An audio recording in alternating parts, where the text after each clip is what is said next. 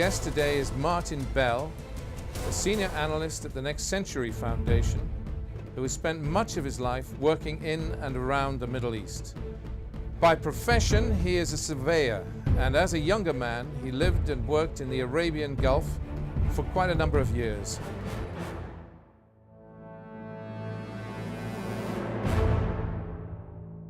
Martin Bell, welcome to the English Hour on A.N.N. TV. And thank you for inviting me.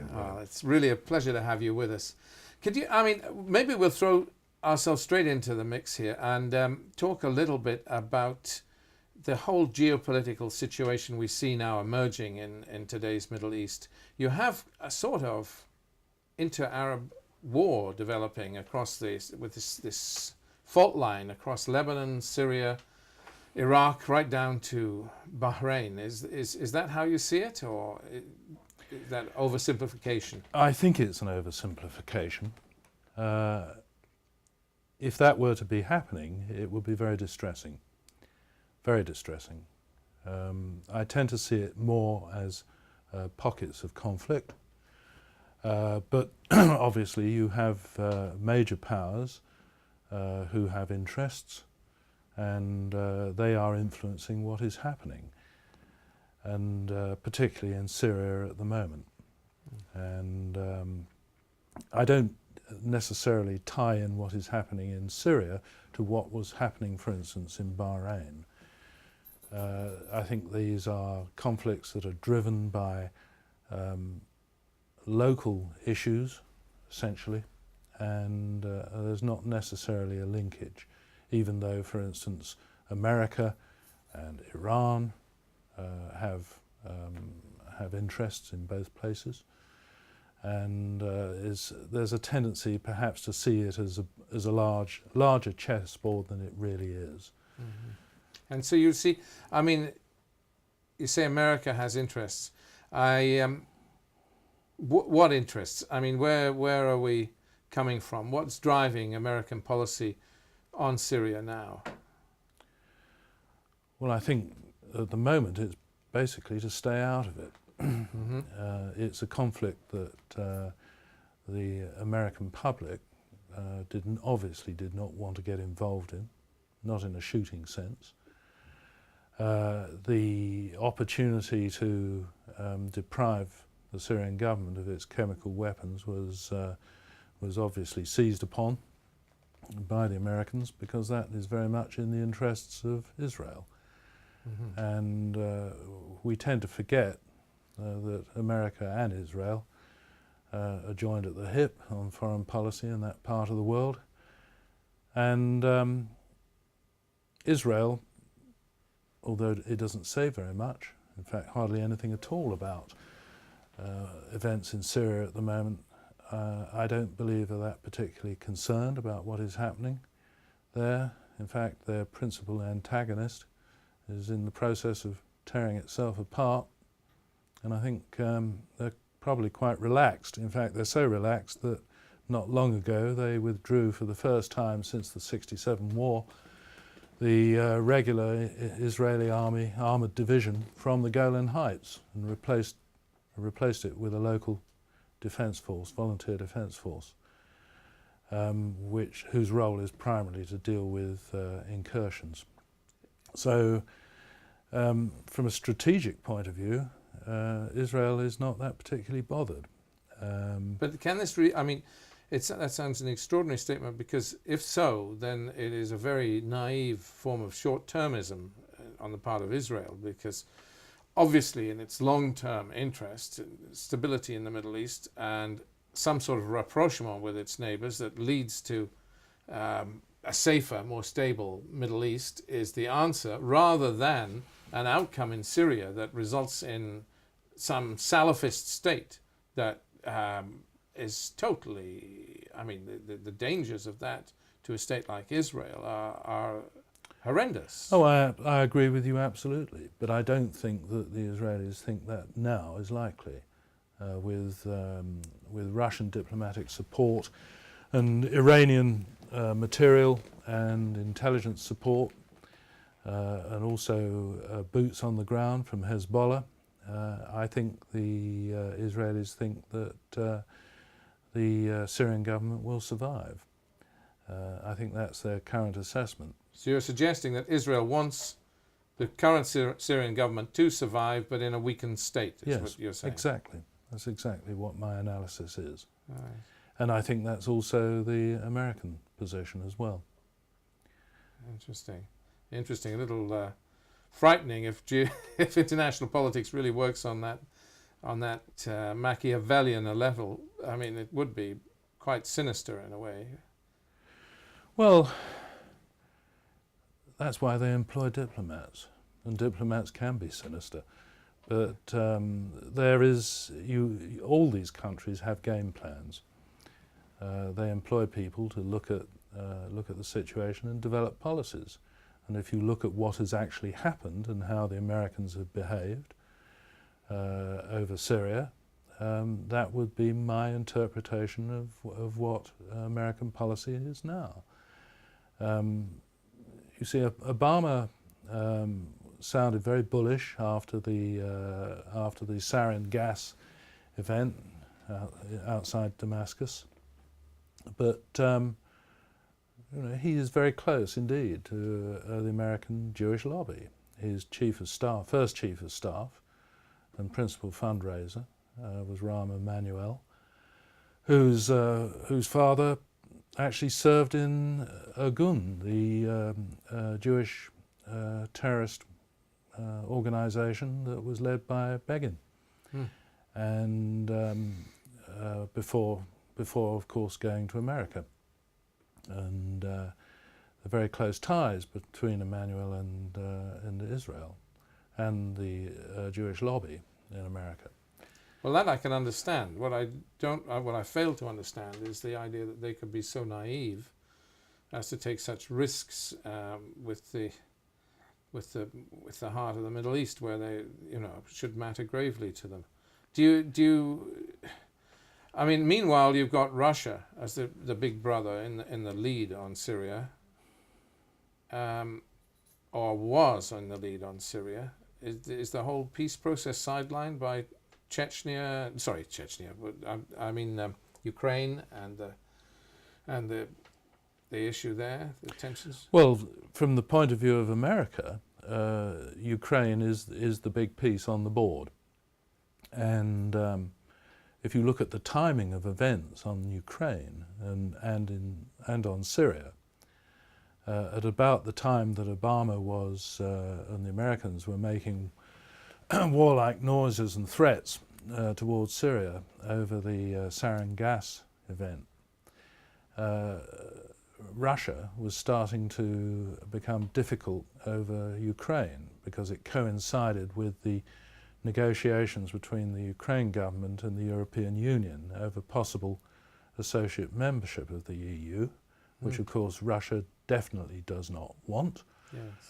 And saw it as a threat to their naval base facility in the Black Sea, particularly as the politicians within the Ukraine who were pushing hard for Ukraine to become an associate EU member had repudiated the extension of the naval base lease that the then Ukrainian president had negotiated with Vladimir Putin. So the Russians were very concerned about developments within the Ukraine about the same time that America was talking about armed intervention in Syria. Whether the two are directly linked, that's difficult to say, but I'm quite sure that it passed through some people's minds that if, for instance, America were to attack Syria, it might be a good time for the Russians to step in and secure the naval base in Crimea with armed force. As it is, they did that anyway. But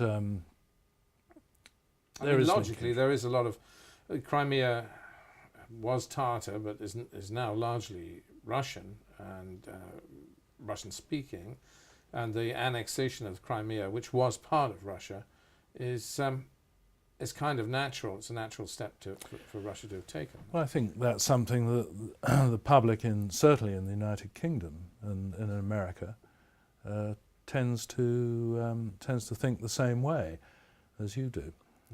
Yes, indeed, Crimea was part of the Russian Republic in the days of the Union of Soviet Socialist Republics, and was transferred to Ukraine by Nikita Khrushchev, who was, although he wasn't born in Ukraine, grew up in Ukraine. And the Russians living there really didn't have much say in the matter. It was one of these quirks of the disintegration of the USSR, the Soviet Union, that Crimea, which is overwhelmingly ethnic Russian and Russian-speaking, found itself in the Ukraine, and it's difficult. It's very difficult to condemn what the Russians have done. They have massive interests there, and one of the first things that the interim government did in Ukraine after the elected president was basically driven out by an armed mob was to first of all remove the official status of the Russian language, which immediately made Russian citizens of Ukraine second-class citizens, and also to talk about repudiating the lease extension on the Sevastopol naval bases. So yes, the Russians saw their interests and the position of their kith and kin, if you like, in the eastern part of Ukraine, and certainly in Crimea, being under threat. Well, this is very much a temporary spat between Russia and America. I mean, quite possibly by the time this broadcast goes out, the whole thing may be patched over. Are we seeing something that is a storm in a teacup that's going to be fine, or are we seeing something that is really more disturbing? I don't think it's in the interest of either the Russians or the Americans to find themselves in a confrontation over Ukraine. There is a continual, more or less continual exchange between the American Secretary of State and his counterpart in Russia. There is communication between Angela Merkel and Vladimir Putin to try and reach an accommodation. And you can start to see the, if you like, the bones of a deal emerging, whereby Ukraine, whether it likes it or not, will be advised to give more autonomy to ethnic Russians in the eastern part of Ukraine. And it will probably be sensible to do so. I don't think that would result in Crimea reverting to Ukraine. I think that is a done deal, and if you think about it, in terms of stability in that area, it's probably the best thing. And therefore, what we're seeing in terms of Syria and the Syrian peace talks, which are clearly held up, Geneva II has been held up because of this face-off between Russia and America. That's very much a temporary thing, and you see that as re-emerging as a feature in our... Yes, I think it is bound to re-emerge. It's not something that can be left. It's in everybody's interests, not just humanitarian reasons, but just in terms of regional stability, that there is an accommodation reached between the different factions and sects in Syria, and between the government and mainstream Sunni opposition. And the only way that is going to happen is if the two sides get down together and talk.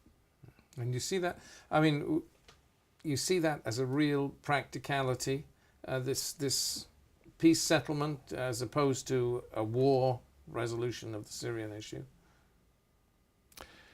It may happen in, if you like, as a hybrid.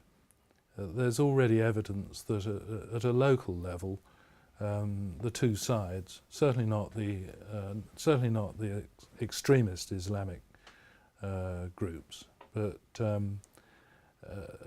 the Syrians, Syrian Sunnis, are doing local deals with the government forces, not unlike the arrangement that the Americans made with the Sunni opposition in Iraq. Yes. Basically, you can keep your guns, you can police locally, but don't do any more. And I think that is starting to emerge in a number of places. It tends to be overlooked because of headline grabbing,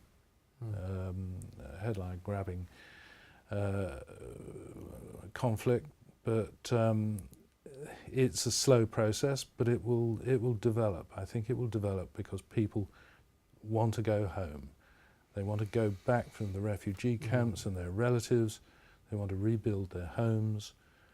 And that's actually an area where the Americans, for instance, and the European Union can step in and assist the negotiations and say, look, you know, the cost of reconstruction in Syria is going to be colossal.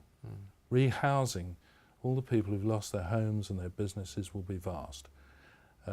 It's an opportunity certainly for the European Union, because it fits into the EU's way of exerting influence in its foreign policy, will be to offer to fund reconstruction in Syria, and that's something I would like to see, and that will come about through Geneva talks.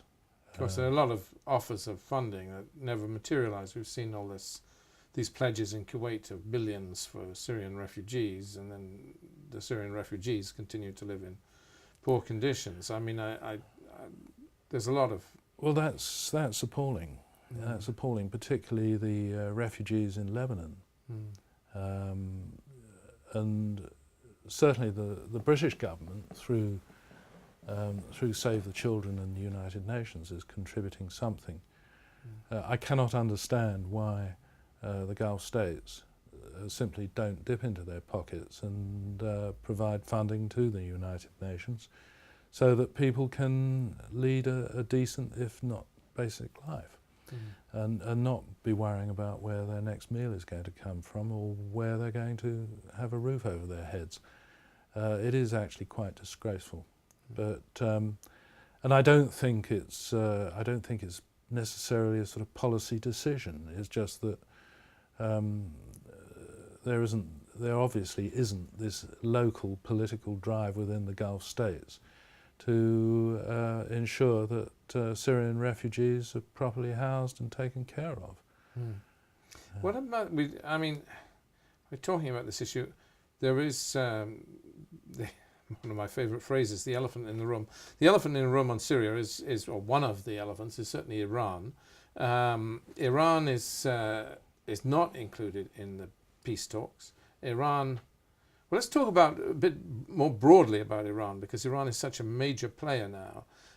We have decoupled the nuclear issue on Iran from the Syrian issue, and we're giving Iran everything it wants on the nuclear issue and asking nothing from Iran on the Syria issue. But we know full well that if we're going to have a peace settlement on Syria, Iran has got to be brought into the discussions. Is that a fair way of putting it? Yes, it is. It's a pretty big elephant in the room. But of course the Iranians haven't got what they want yet in terms of sanctions. Those removal of those sanctions, for instance, as far as America is concerned, has to be approved by Congress, and that hasn't happened yet. So, yes, of course, Iran has to be involved. It has to be involved, and should have been involved in the Geneva talks.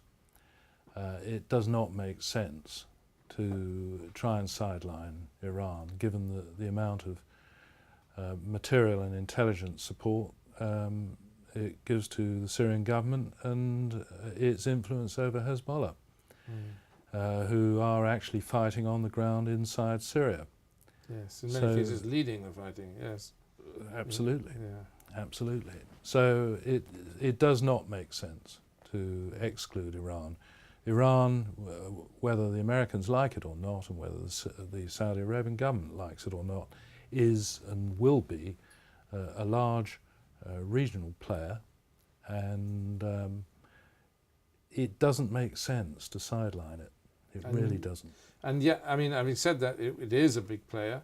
It needs to be included in this discussion. But it is, in some ways, the regional bad boy. I mean, or one of the bully boys that is not really being truly helpful. Would you say that? Or So I think not. I don't sympathise with Iran, but I try to understand what its position is. And it sees these events going on around it which affect it directly, but it's treated as the bad boy and people won't openly talk to it. Or when I say people, I mean the West. They do, but behind the scenes. Their influence in the Gulf could be positive. It could be a lot more positive. The Gulf Arab states are frightened of it. with some reason, perhaps. I mean, they've seen the taking of Abu Musa and the Tums, and they see Iranian meddling, if not actual meddling, but the posturing over Bahrain. It happens every now and again. There are statements that Bahrain is part of Iran. They see Iran meddling in Iraq. They get they see an Iranian refusal to facilitate progress in Syria. Well, let's be fair. The taking of Abu Musa and the Tomb Islands was a deal done with the British. Well, that's true. Okay, Yes, let's be honest. the evil British. I know that is actually true. If eternal, like, undying shame. Actually, well, we negotiated Bahrain. We took Bahrain and gave them the islands. I think the Emiratis should. Well, Sir Anthony Parsons, who was the British senior British official in Bahrain at the time, and who went on to become British ambassador in Tehran, was intimately involved in that deal, whereby the Iranian government of Reza Pahlavi withdrew their claim to Bahrain, but they got the Abu Musa and the Tomb Islands in return. But nobody actually announced in public that was all hunky-dory. It just happened, and the British didn't do anything about it. And also, Iran's subsequent claims to Bahrain, I think, have been pretty muted. Certainly, there was an event in 1981 when I was in Bahrain where there was a coup attempt which was pretty thoroughly squashed. Where there was obvious links between the coup plotters and Iran's intelligence service, and I think obviously that scared the Bahrain ruling family. Yes. It also led directly to the construction of a causeway linking Saudi Arabia to Bahrain, because the Saudis realised that had the Iranians got onto the island, there was no way that the Saudis could get back in and recover it.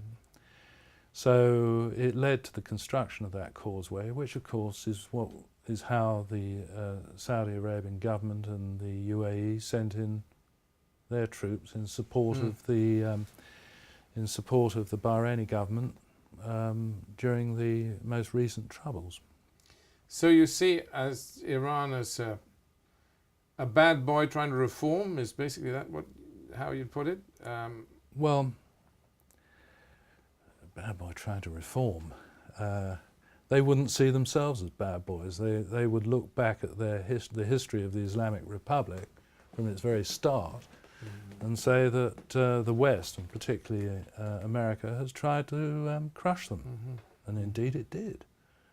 If you look barely months after the overthrow of the Shah, the CIA attempted to organise a military coup against the Islamic government, and it's just carried on in a state of undeclared conflict ever since. And if you like, that has inevitably made the Iranians defensive and aggressive. But they can behave themselves very well. There was an incident 7 years ago when a Royal Navy ship or two small patrol vessels Well, from, we Royal remember Navy, that. from HMS Cornwall wandered across the unmarked. Well, if they wanted, I think Mar- they were snatched. Those two. Yes. Well, let's be honest. The fact of the matter is that there's no doubt as to where they were, because both sides have got GPS devices which will tell them to the nearest metre where they are. Yeah. And of course, in the press, there are all these opinions being expressed by academic experts on international boundaries. But the truth of the matter is that the Royal Navy made the mistake of letting the helicopter crew go downstairs for a cup of tea, and while the Royal Navy patrol boats weren't covered by their helicopter, the Iranians nipped in and grabbed them. Yes. And which was the only damage that was done was to the Royal Navy's pride. Yes. They were treated quite normally. I think the only casualty was a young British sailor who cried when they confiscated his iPod. So You're really very cynical, Martin. But at the end of the day, yes, they gave those boys back. It was a clever little gesture. But as a gift, as it wasn't an Easter gift to the British people or something. Well, whatever. But you know, the fact of the matter is, and there are areas where we cooperate with the Iranian government that are undeclared. For instance, the British have been funding and training anti-narcotics patrols up on Iran's border with Afghanistan. Yes. So Iran has a huge drugs problem of its own. And it has a huge drugs problem, and it's trying to do something about it. And we should help. We should help Iran. But I would like to see better relations between United Kingdom and Iran. I think we've all got to be adult about this and accept that Iran is there. It has an Islamic government, and it has wider interests in the Middle East. And we need to respect that. Is it reasonable when its wider interests include encouraging Hezbollah to fight on behalf of the Syrian government? I mean, would you say that was? I don't think you have to encourage Hezbollah very much, because if Syria fell to the extreme Sunni factions, Hezbollah would be cut off from its supply route via Syria. It would find itself stranded. And I think that Hezbollah's intervention in Syria is very much an act of self-preservation. Really? That's Yes. an interesting perspective. I see. So there are these changes geopolitically. We've seen Hamas make I suppose from a Hamas point of view, quite a mistake in terms of switching sides on Syria, which led to tensions between Hamas and Tehran, which are unresolved.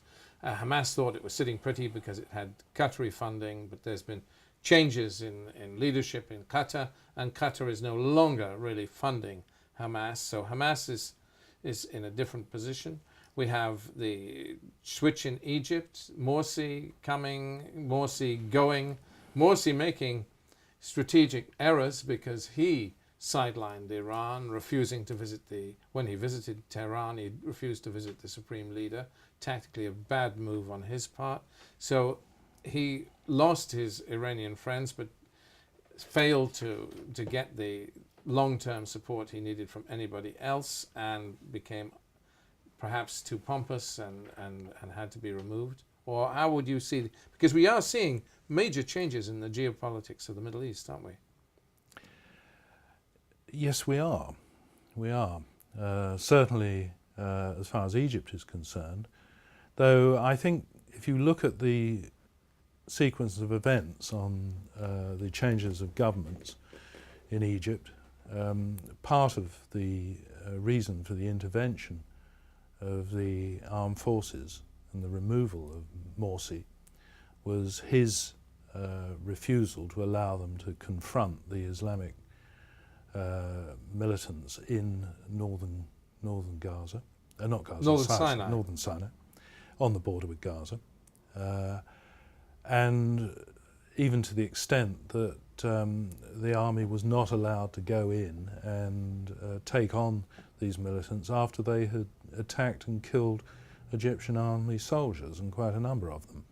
So but there's an issue here, isn't there? I mean, you're talking about this, the Sinai troublemakers. You're talking about cities like Al Arish. Yes. I've been to Al Arish in Sinai just last year.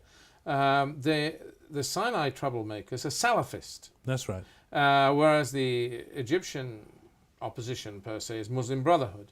Now, why is that the case? Because they don't want to be Muslim Brotherhood, because they want to have an identity of their own, because they keep being told by the Egyptians that they're not Egyptian. The Egyptians treat the people in Sinai as second or third class citizens. They give them a governor and they keep them well under their foot because they really think of them as non-Egyptians. Yes. And so it's an Egyptian colony. And whilst they retain this attitude, and they're about, what's the population of Sinai? Something like the population of Wales, a couple of million people. These people are resentful, are embittered, and feel the need to be radical, to express their frustrations. So it's the whole Sinai issue is a problem of Egypt's making, really, surely. Indeed, it may be, but the fact of the matter is that the Egyptian armed forces wanted to go in there and reassert control, and President Morsi would not allow them to, and that was one of the issues, one of the catalysts to his overthrow. Right. I agree with you. There is a problem in Sinai, and but it's one of a number of conflicts in the Middle East, potential conflicts in the Middle East, which are bound to exist and need resolving. But the big issues are the ones that really need to be focused on at the moment, and the biggest of the lot is Syria. And the other big one, the big elephant in the room, as you call it, is the position of Iran, the issue of Iran's nuclear capacity, potential nuclear capacity, and how do peace organisations like ourselves try to encourage dialogue. We can't sort out everything. We can mediators and organisations that specialise in conflict resolution can really only take on so many conflicts and try and influence things in a more peaceful way. I don't see that. For instance,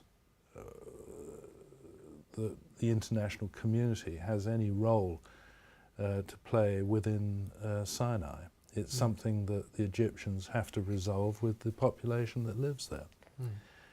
That may sound negative, but it's No, it doesn't. if you look at the real big problems that exist, it's not in Sinai. It's in Syria. The big one is Syria, and it has to be resolved. We've talked a lot about a range of issues in the Middle East. There is one key issue we haven't touched on, which is the, for want of a better word, the Al-Qaeda issue, the issue of Islamic terrorist groups, the extreme radical groups. I mean, you have an interest, at least historically, yourself in Yemen. You know a little about this issue. What do you see as clearly that we're seeing groups like Al-Nusra Front and ISIS in Syria emerging and becoming more important. In fact, probably more important in terms of fighting the war than the so-called Free Syrian Army, which is really much a second force. These are arguably part of they even describe themselves as part of Al-Qaeda, or some of their commanders do. Is this what is your attitude to this development? I mean, what do you see in terms of? Well, Al-Qaeda is more of a philosophy than a military command. Right. And it's inevitable in conflicts like Syria that they are going to emerge. And one of the consequences of a settlement in Syria is going to be their removal, because they do not believe in any form of accommodation with the Syrian government. As far as Yemen is concerned, I don't see them as necessarily being a threat to the stability of Yemen as a whole. There are elections due in Yemen this year. Yes, that's correct. That's correct. But it's a base. It's a base because more for tribal reasons than anything else. That Yemenis who fought in Afghanistan and have gone back there from that particular tribal coastal area where the Sana'a government's writ doesn't run, and there are lots of areas in Yemen where the government's writ really doesn't run. They've used Yemen as a base to broadcast on the internet, occasionally to fly out of the country, plant bombs. But they are being harassed there by the Americans and the American drone war. You prove that, by the way. I mean, it is an extraordinary feature of modern warfare, the use of drones in Pakistan. Well, look what happened when the Taliban tried to seize the province of Swat in Pakistan. And the Pakistani government went in using conventional forces, artillery and infantry, and caused absolute mayhem. The destruction was horrendous. I can see the moral objection to drones, but if you're talking about a way of fighting a war with minimal civilian casualties, drones are one way of doing it. And that argument doesn't get put forward very often when the morality of drones are being debated. Sorry, I sidetracked you there. Coming back to this Al-Qaeda issue. I mean, you're talking about Al-Qaeda as an ideological organization rather than an actual command. And by ideological, or you mean that it's a Salafist group that is more than Salafist, but is takfiri, is yes, rejectionist of all others. Yes. And you genuinely think that philosophy drives these people in Iraq and Syria who are identifying themselves as Al-Qaeda. Well, and of course it's also a source of funding. Al-Qaeda has always been a source of funding. Right. Even before it called itself Al-Qaeda. Osama bin Laden was a bagman for Saudi Arabian intelligence, taking money to the Mujahideen in Afghanistan to fight the Soviet Union. Are you sure about that? I think it's pretty well known. Yeah. or if not officially for Saudi Arabian intelligence, for religious foundations in Saudi Arabia that privately donated the money. Mm. But that was his relationship with the Taliban in Afghanistan after the Soviet withdrawal, and also he had this foreign legion, if you like, that was there to support the Taliban, particularly in Pashtun areas where the Taliban themselves didn't necessarily want to fight. So the history of Al-Qaeda has been one of supplying funding, and I'm sure that still continues. And I suppose the use of the Al-Qaeda label by a group like ISIS or whatever gives them access to funding because people are sympathetic to that whole approach. Sadly, isn't it? I mean, it is a sad trend in today's Middle East that people are being radicalized. People are willing to give funds for extreme groups. It's. I don't think it was always the case. There is a much greater level of extremism across the Middle East now. Well, of course, as you touched on the point earlier on when you said that they are probably more effective than the Free Syrian Army. And there's no doubt about it that, and it's in the history of warfare, that the most effective fighting units are the ones that are so committed, either for religious or ideological reasons or both. There are always elite fighting groups who are, we used to call them fanatics, but who are committed and are willing to die for their cause. And that is what you have with groups, with extreme Islamic groups in Syria at the moment. These are people who are going out there and are quite open. We're talking about Al-Qaeda. Let's just, we've been talking about Salafist and Takfiri. So just going to that. I'm not going into those finer definitions. I just call them Islamic extremists. Okay. And let's just keep it that way, because there are variations and degrees of differences, aren't there, between... Yes, there are. Yeah.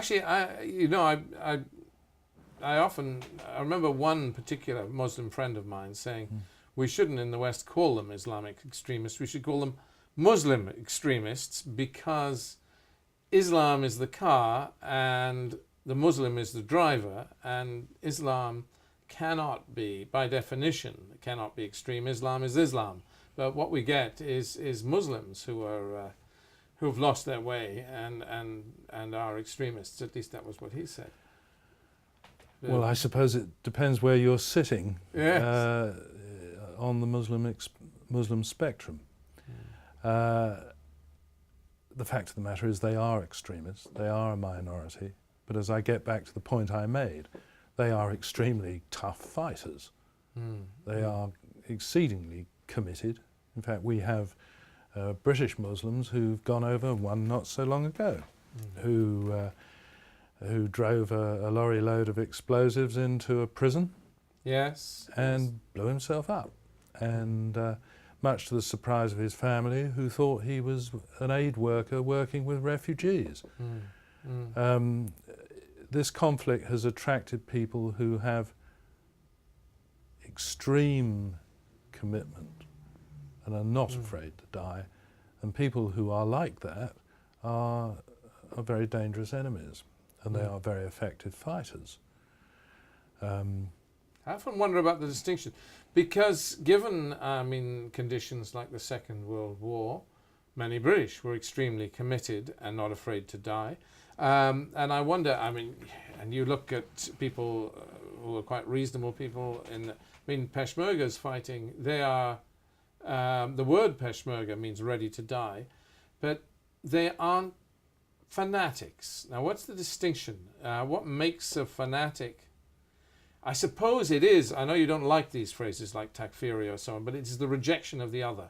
When you get somebody who utterly rejects the other and is unwilling to accommodate the other, then they're a true fanatic, isn't it? And that's why I don't see them being part of any peace Mm. process in Syria.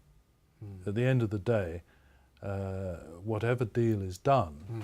between Yes. the Alawites and the Christians and the Sunni Muslims,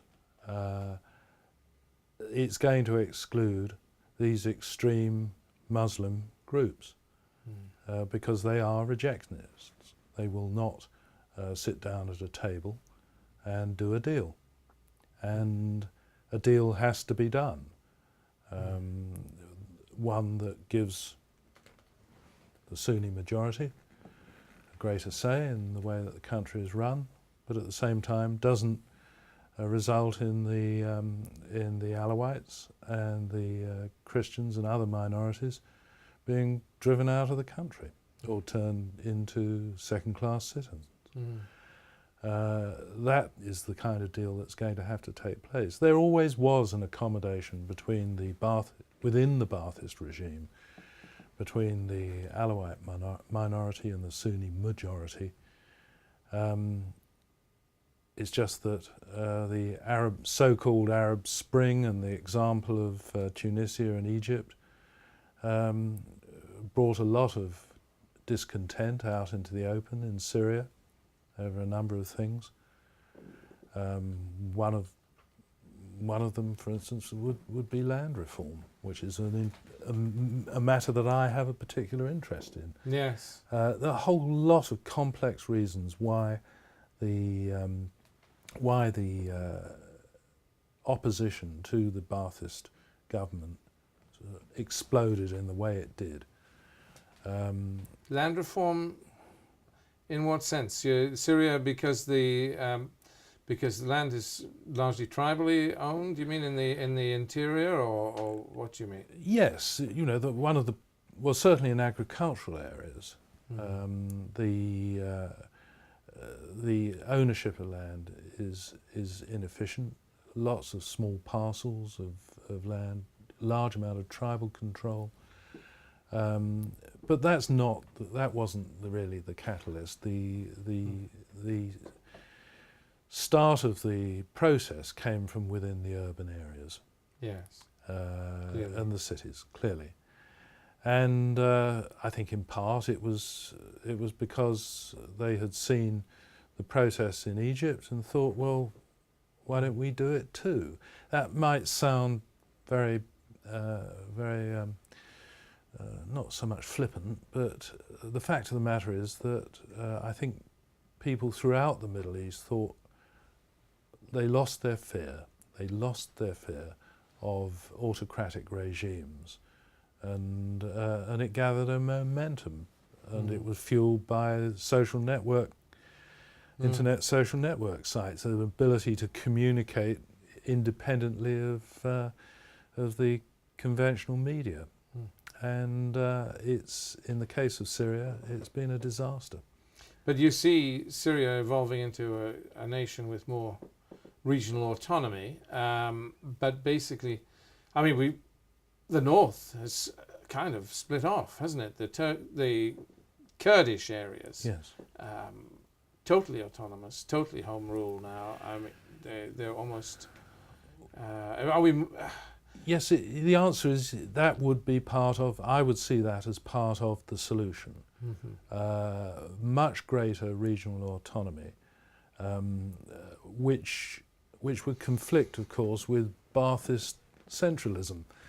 But that is the obvious way to go, where people have much greater say in their lives and how they rule their lives, how they are educated, and all the services that they expect from government, how they're policed and the judicial system. Take that away from a centralised government, leave defence, national security and foreign policy in the hands of a centralised government. And the borders issue, it's interesting because I know you know a lot about borders, and it's one of your questions that you give time and thought to.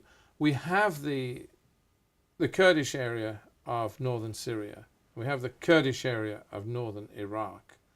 There are those that are working very hard indeed to see these two areas fused into one new Kurdish state in the Middle East and to see a Kurdish state emerge. And we see Iraq fragmenting. If Syria isn't fragmenting, Iraq is beginning to fragment. God forbid, perhaps. I mean, we all like to see Iraq hold together, but are we seeing real massive changes of this kind in the Middle East? Do you see them coming? I think that the concept of a Kurdish state, which is what you're talking about, would be very. At the moment, it is unlikely to have international support. The Turks, in particular, Turkey would be adamantly opposed to it. But does Turkey have a choice? I mean, Turkey now has had so many corruption scandals of late that it's had to focus in more. It's trading massively with Iran, as is Russia, by the way. Russia's just done a huge deal for oil, Iranian oil. It's all sanctions busting stuff. The Iranian sanctions regime that the Americans are so keen on holding in place till the July negotiations is just unraveling in front of our eyes. So Turkey is committed to Iran. Is going to, at least economically, it doesn't have. It has huge internal problems. Does it have time to pay attention to Kurdish ambitions for a mini-state in the Middle East? I don't think it can afford not to. It's been Turkish policy to oppose Kurdish independence for as long as I can remember. And the Turks have fought a very bloody war to keep the Kurdish region as part of Turkey. I don't see at the moment a unified Kurdish state of the four regions, because we're talking here about Iraq, Syria, Turkey, and Iran. Yes, but I mean, I wouldn't expect Turkish Kurdistan and Iranian Kurdistan to join this state. We're talking really the two autonomous regions fusing is the scenario we have, because there are only two truly autonomous Kurdish regions, and they are in northern Iraq and in northern Syria. Well, northern Iraq by law, and northern Syria by de facto, as you would say, simply because the Ba'athist regime in the Syrian government doesn't have the time and the resources, quite honestly, to try and control that area.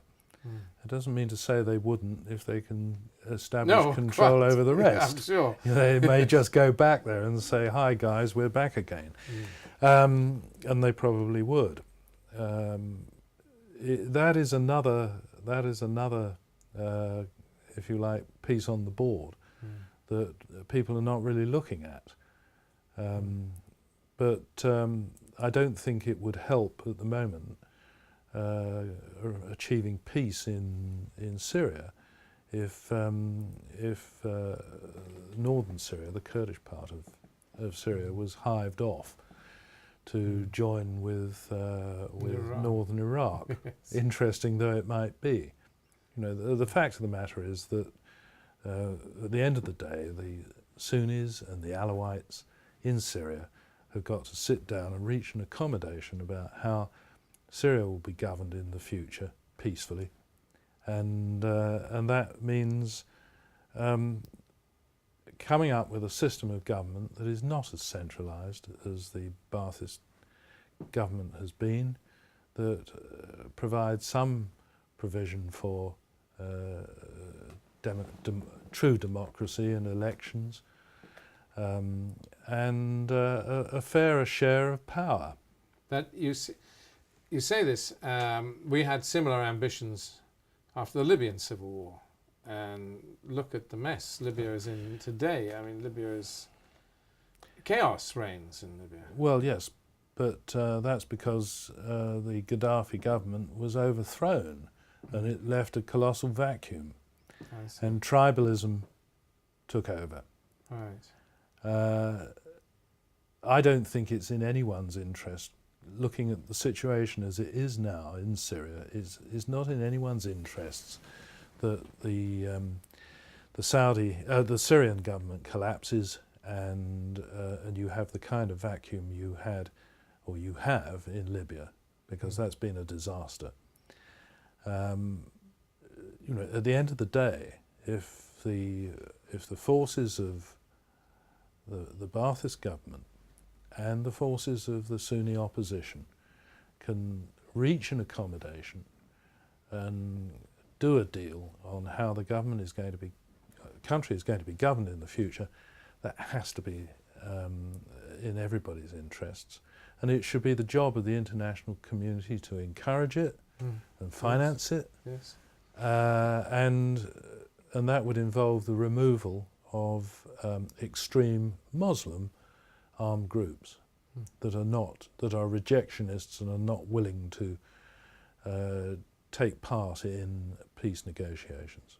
And you genuinely feel hopeful that this scenario that you're painting, one of resolution of the Syrian crisis essentially through peace talks, is achievable and indeed probable?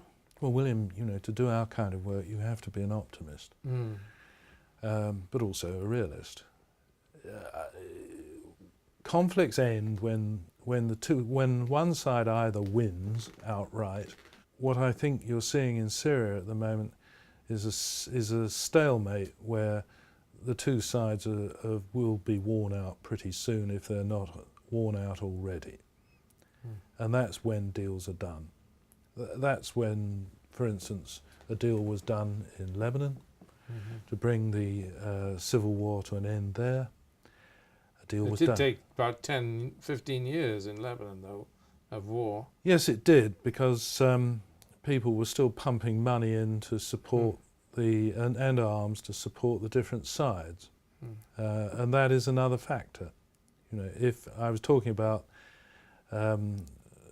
Syria, the Syrian civil war coming to an end because the two sides are worn out, but there's another factor, and that's when their supporters say, hang on a moment, we're not going to give you any more weapons, or we're not going to give you any more money. You have got to sit down and do a deal with these people, however much you hate them. And every civil war eventually either ends up one of two ways: outright victory on one side and suppression of the vanquished, or a deal is done. And I don't see outright victory on either side in Syria. I really don't.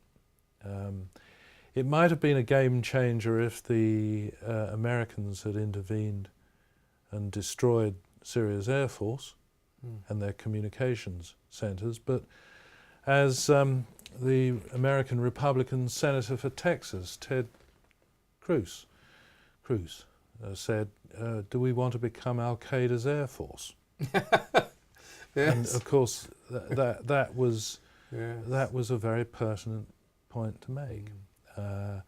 America does not want to become part of Al-Qaeda's air force or become Al-Qaeda's air force. The Americans would like to see a deal done, and that has influenced Saudi and Qatari backing as well, and funding, I'm sure. And you've seen changes take place since the decision by America not to intervene.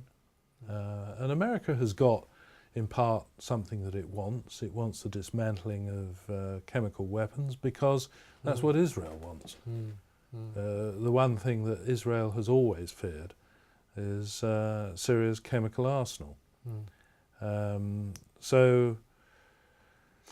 So in a way, you're painting a kind of a positive picture. I mean, we do have hope of an end of this particular conflagration in sight, is what you're saying. yes, I think so. I think so. And you have these two extremes where deals can be done with Iran, deals can be done with Russia, but down at the local level, in the towns and the villages, deals are already being done between Sunni militias and government forces.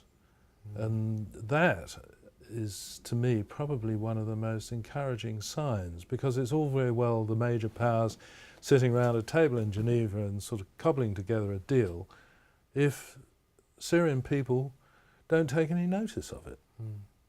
You know, at the end of the day, if the Syrians on the ground start to reach accommodations and agreements, limited peace agreements, limited ceasefires, that, I think, will provide the momentum that will end in a peace agreement.